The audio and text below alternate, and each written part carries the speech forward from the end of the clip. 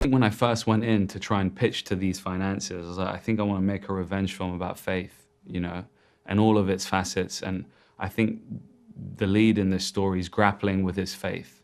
You know, like, has he been cursed with the history that he has, or are those scars actually in fact a blessing? And can he turn that trauma into triumph?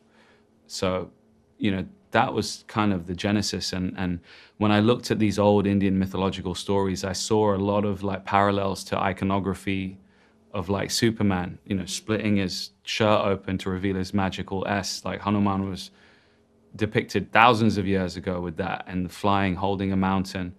And you know, there's these statues in India that are half male, half female, you know, and I just was fascinated by that duality and like how we could create a lore that's quite frankly really cool, but also quite beautiful and overlooked, you know.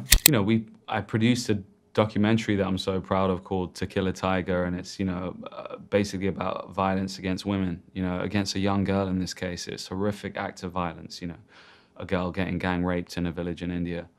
And it's a magnificent piece of filmmaking that I'm humbled to be a part of. But like, you know, even with the Oscar nomination, they didn't even have a distributor, but like, it's hard.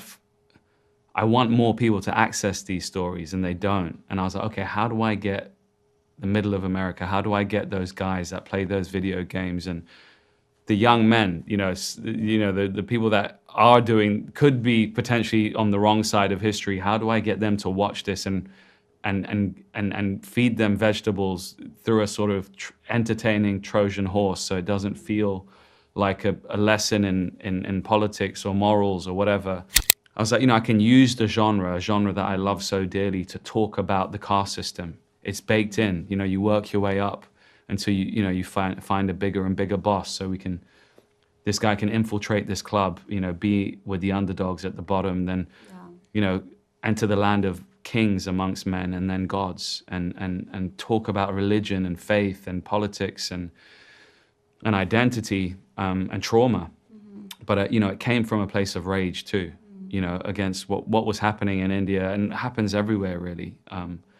And that was infused when I was writing it, you know. So we're talking about religion and how religion can weaponize a large mass of people, and it can be used to a horrible extent to inflict violence, and at the same time it can be such a beautiful teacher, you know, in particular to a child who's grown up in a forest, uneducated.